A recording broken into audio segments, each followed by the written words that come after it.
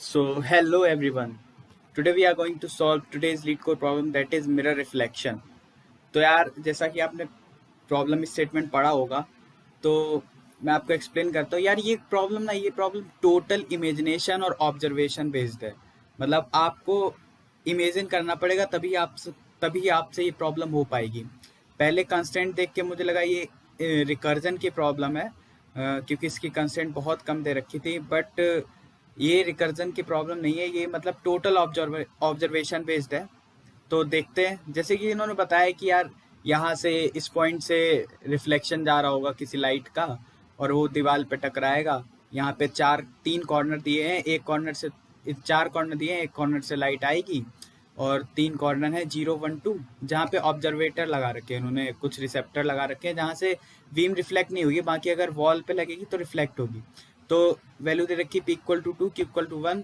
q है जो यहाँ की इसकी हाइट है सामने वाली वॉल की, और ये p इसकी स्क्वायर की साइड दे रखी है। तो यहाँ पे बताया भी है q हमेशा p से छोटा रहेगा।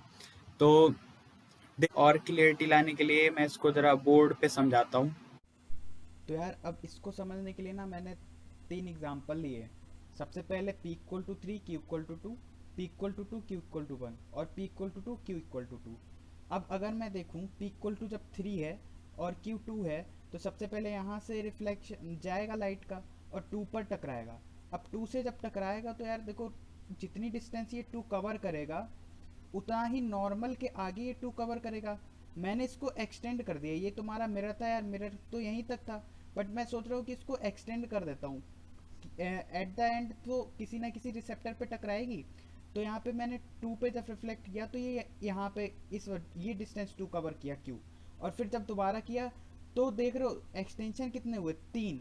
हमने रूम कितनी बार बढ़ाया, 2 बार। रिफ्लेक्शन कितनी बार हुआ, 3 बार। एक यहाँ पे, एक यहाँ पे, और लास्ट तो यहाँ पे जा ही रहा। तो रिफ्लेक्शन कितने हो गए, 3।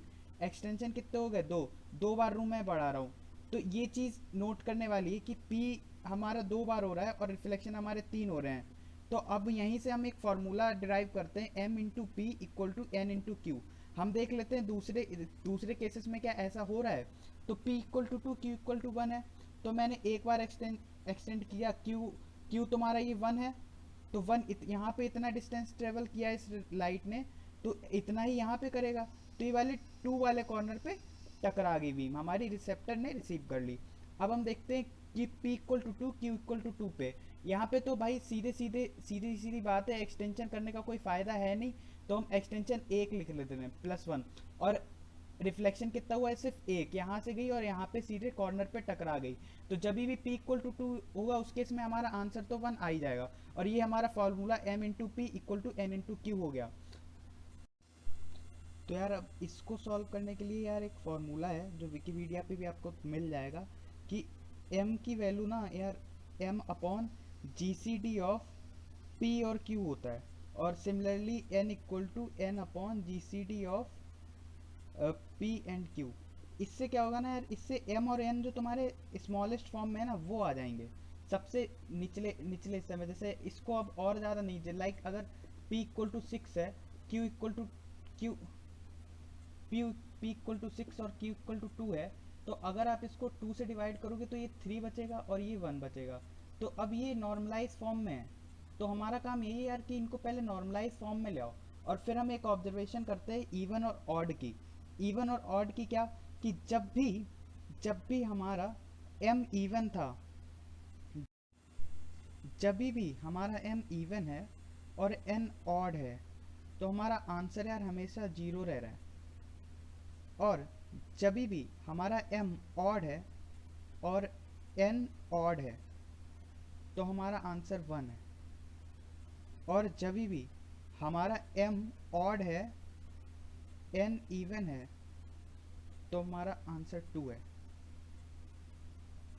तो अब यार इसको हम कोड कर लेते हैं और देख लेते हैं कि हमारा सही है ऑब्जर्वेशन या नहीं। तो यार जैसा कि आपने देखा, इसको मैंने कोड कर लिया है। मैंने 2 वेरिएबल ले लिए एक्स्ट्रा, और उसमें स्टोर करा लिए p और q की वैल्यू। और ये जीसीडी का यार एक इनबिल्ट फंक्शन होता है एसटीएल में, उसको हमने अप्लाई किया है जहाँ पे इन दोनों का जीसीडी निकल गया। अब जैसा कि मैंने बताया था एम और एन की फॉर्म में यहाँ पे ई और आर है, ई एक्सटेंशन है और आर रिफ्लेक्शन से डिनोट कर दिया है मैंने। और देखा कि जब दोनों ही ऑड हैं तब रिटर्न करा देंगे 1, जैसा मैंने बताया था आपको। और देखा कि जब यहाँ पे ई जो है ई इवन है और आर ऑड है तो हम रिटर्न करा देंगे 2। और देखा कि ई जब हमारा ऑड है और आर इवन है तो हमने रिटर्न करा दिया 0, अदरवाइज हमने रिटर्न कराया -1। चलो अब इसको कर देते हैं फटाक से सबमिट और देखते हैं रिजल्ट। हालांकि पहले ही मैं सबमिट कर रखा है तो बिल्कुल सही चलना चाहिए इसको। हाँ, और ये वर्क कर रहा है। तो thank you guys, thank you for watching.